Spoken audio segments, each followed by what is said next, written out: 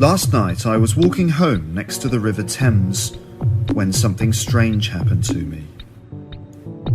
It was late at night and I had had a long and difficult day at work. There was a large full moon in the sky and everything was quiet.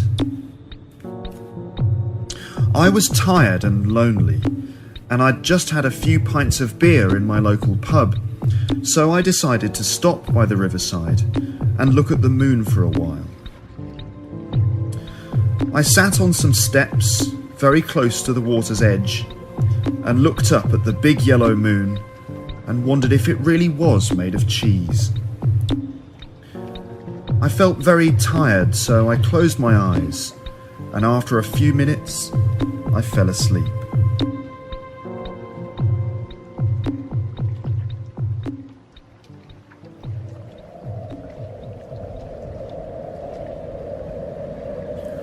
When I woke up, the moon had moved behind a cloud, and it was very dark and cold.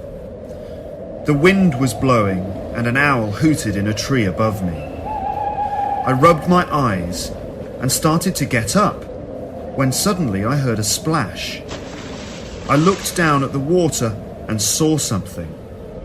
Something terrible and frightening, and unlike anything I'd ever seen before. Something was coming out of the water and moving towards me. Something green and strange and ugly. It was a long green arm, and it was stretching out from the water to grab my leg. I was so scared that I couldn't move. I'd never been so scared in my whole life. The cold green hand was moving closer and closer when suddenly there was a blue flash and a strange noise from behind me. Someone jumped onto the stairs next to me. He was wearing strange clothes and he had a crazy look in his eyes. He shouted, "Get back!" and pointed something at the monster in the water. There was a bright flash and the monster hissed and disappeared.